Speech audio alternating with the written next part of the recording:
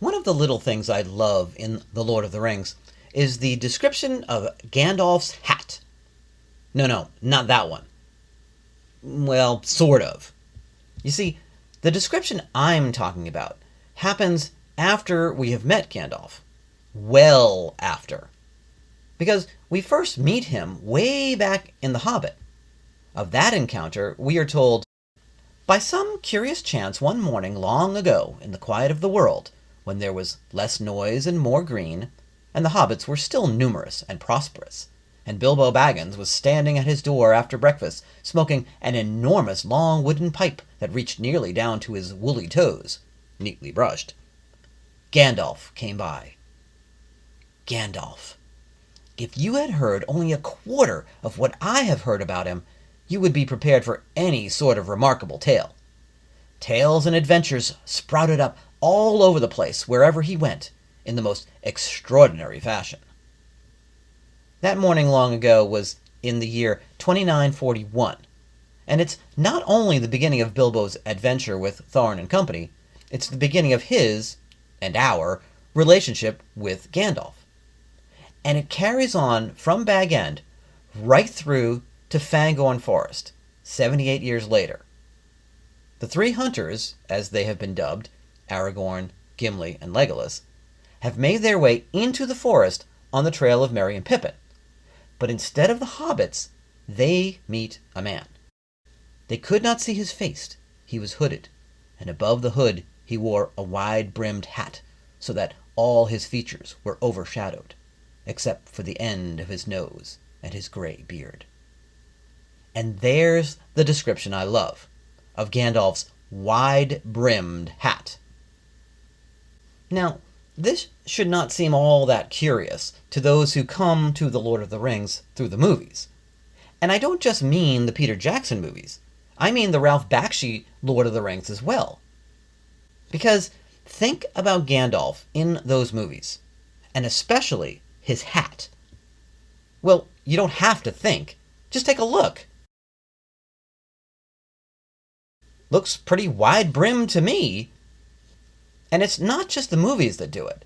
Painters have been capturing it that way for years. But it's a funny thing.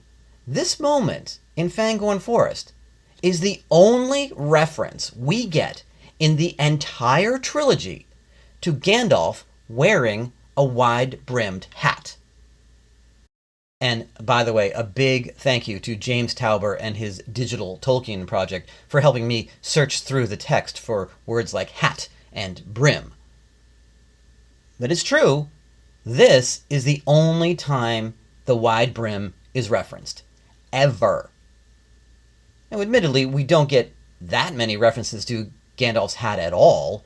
He gets an arrow stuck in it in Moria, of course, but certainly nothing is mentioned of the size of the hat's brim until that scene in Fangorn.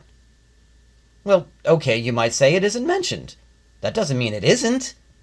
Well, I would disagree, because his hat, as described before this moment, could not be wide-brimmed. Not at all. Unless he were even more remarkable than that description in The Hobbit led us to believe. Because his description in The Hobbit continues on to the details of his physical appearance. All that the unsuspecting Bilbo saw that morning was an old man with a staff. He had a tall, pointed blue hat, a long gray cloak, a silver scarf over which his long white beard hung down below his waist. "Good morning," said Bilbo, and he meant it. The sun was shining and the grass was very green. But Gandalf looked at him from under long, bushy eyebrows that stuck out further than the brim of his shady hat. Eyebrows sticking out further than the brim of his hat? Well, heck, how's that going to work with a hat like this? And in case you're thinking, well, that's The Hobbit. It's a book for children. It's got trolls with a talking purse in their pockets, for crying out loud. It's not supposed to be taken as seriously as the later work. Well, that may be true, but that description is in The Lord of the Rings too. In The Fellowship of the Ring, we get a description of Gandalf that is nearly identical to the one in The Hobbit. we see a wagon coming up Bagshot Row. An old man was driving it all alone. He wore a tall, pointed blue hat, a long gray cloak, and a silver scarf. He had a long white beard and long, bushy eyebrows that stuck out beyond the brim of his hat. And there we are again, eyebrows sticking out beyond the brim. So basically, for that to work with a wide-brimmed hat, Gandalf would have to be something beyond the Maya that he is. I would say he would have to be something more like a mutant, but if you adjust that visual of the hat and focus not on its brim, but on the tall and pointedness of it, you get something like this. This is, of course, the Gandalf from the 1977 Rankin Bass Hobbit animated film, and I would say they have got it right, just as they got the perfect voice actor, with all due respect to Sir Ian McKellen, in the form of actor and director John Huston. Enough! I am Gandalf, and Gandalf means me! As for the hat, well, just look at it. There really is no brim to speak of here, and therefore it allows for those eyebrows, which are quite big indeed, to do as the text tells us they do, stick out beyond the brim. Now, this kind of hat is more like a pointed wizard's hat that we would probably associate with another wizard, this one named Merlin. These images are from the 1963 Disney film The Sword in the Stone, and it really kind of feels like their character design was inspired by Gandalf's, certainly as described in The Hobbit and the beginning of The Lord of the Rings. Hobbit, published in 1937, Fellowship of the Ring, published in 1954. I mean, check out those eyebrows. Whether Tolkien ever saw this movie is uncertain, or Fantasia, which also has a wizard in it by the name of Yensid, Disney spelled backwards, who also wears a nearly brimless hat, which Mickey borrows for an ill-advised attempt to be something more than just a sorcerer's apprentice. Given Tolkien's dislike of Disney's Snow White and the Seven Dwarfs, and just about anything else the studio did, we can probably assume he did not see either film. But it would seem that Tolkien, with his wizard Gandalf, who in the original drafts was named Blodorthin, but still had big eyebrows, was tapping into the same brimless hat tradition of a Merlin-type wizard, just as Disney's animators surely were, a tradition that can be seen in these images of Merlin, which predate The Hobbit by many decades. The Hobbit was tapping into a lot of fairy tale tradition, so this isn't so far-fetched. And clearly the description of Gandalf and his hat just kind of stuck around when it came to The Lord of the Rings. Now, I don't want to get into the history of pointed hats worn by wizards and witches, brimmed or not. Let's just stick with The Lord of the Rings. Because we're talking here about that scene in Fangorn Forest. And what is happening there? We have Gandalf, a reborn Gandalf, specifically described with a wide-brimmed hat. But why? Why here? Why now? To answer that, we need to go back, as Gandalf does for Aragorn, Gimli, and Legolas, talking about his fight with the Balrog. I threw down my enemy, and he fell from the high place, and broke the mountain side where he smote it in his ruin. Then darkness took me, and I strayed out of thought and time, and I wandered far on roads that I will not tell. Naked I was sent back, for a brief time, until my task is done. To take up that task, he must again become the wanderer that his elvish name Mithrandir means, Grey Pilgrim or Grey Wanderer. And he has wandered far since he first appeared on Middle-earth about 2,000 years before this. And he continues here. He was brought to Lothlorien from the peak of Zirak-Zigil by the eagle Gwaihir, and he says that in the ageless time of that land where days bring healing, not decay, healing he found, and he was clothed in white. Evidently, the elves knew he required a wide-brimmed hat now. Because he is not merely a wanderer, having made his way now from Lothlorien to Fangorn. He is a resurrected individual, once dead, now alive again, who could easily be compared, and has been, to another resurrected individual. But taking that comparison just a little less far than that, what do we have? A godlike figure. And what godlike figure has been known to wander the woods in a wide-brimmed hat? Well, you can find that out by reading up on your old Norse myths and legends.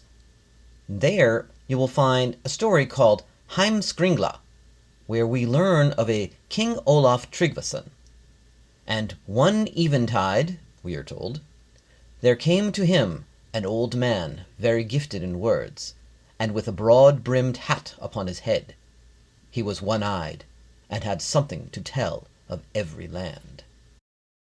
This one-eyed man is actually the god Odin, the All-Father, who gave his eye to Mimir's well, which lies at the foot of the world tree Yggdrasil, to gain wisdom.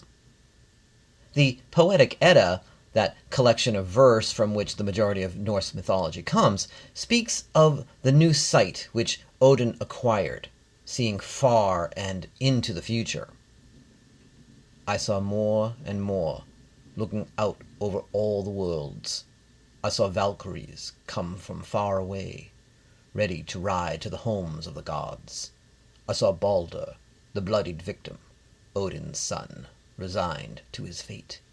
I saw a prisoner lying in a certain wood, the liar himself, none other than Loki. I saw a hall that stood far from the sun on the beaches of corpses. I saw oath-breakers wading in those thick streams. There's more, but that gets us where we want to go. Now, let's return to Gandalf's description of what happened to him after he was sent back. I was alone, forgotten, without escape upon the hard horn of the world. There I lay staring upward, while the stars wheeled over, and each day was as long as a life-age of the earth. Faint to my ears came the gathered rumor of all lands, the springing and the dying, the song and the weeping, and the slow, everlasting groan of overburdened stone. I don't know about you, but I feel a similarity here.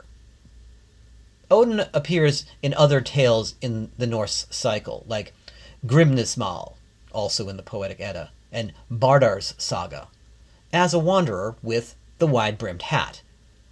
It's a motif throughout, even if the hat in the original Norse may not have looked like it does when Wotan wears it in a Wagnerian opera.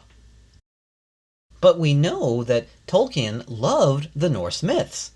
He admits quite freely that he took the names of his dwarves in The Hobbit directly from the Voluspa in the Poetic Edda.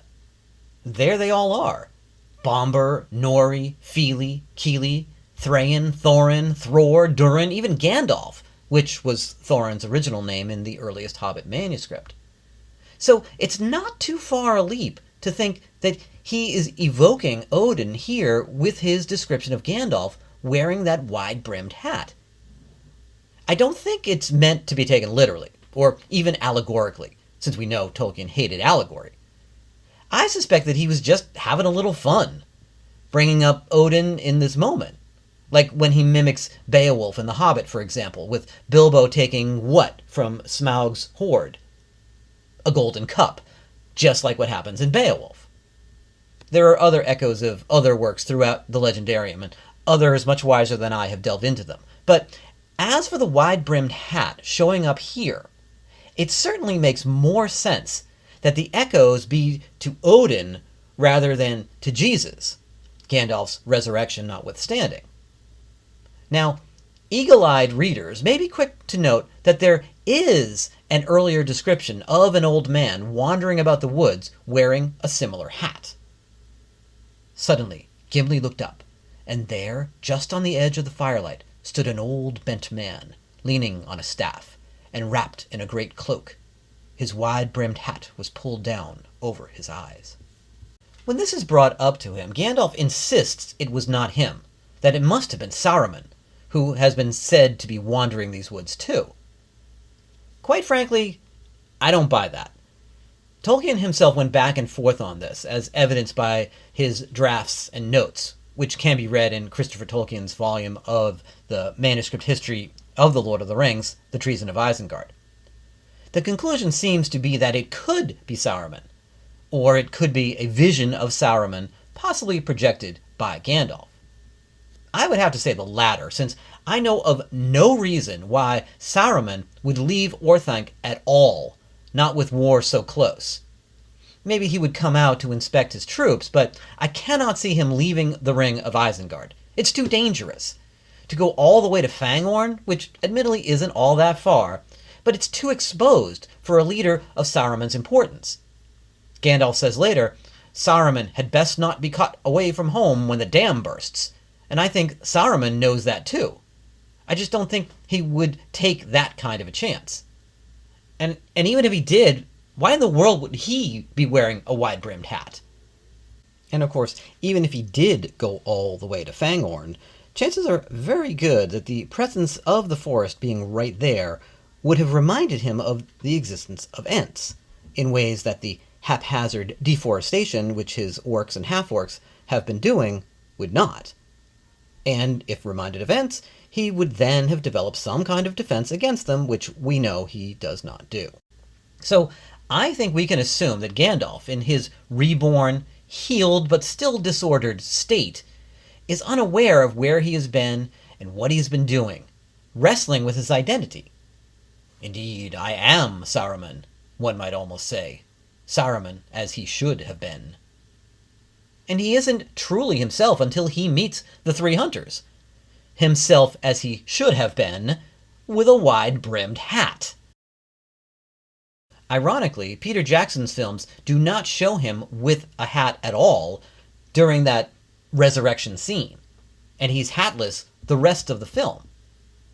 Curiously, the Rankin Bass sequel to The Hobbit, the less than successful Return of the King, left the brimless hat in place. I guess they didn't want to change the character design. At least Bakshi got it right. Either way, Gandalf's wide-brimmed hat is one of the little things I love in The Lord of the Rings. Thank you for listening, and have a wonderful day.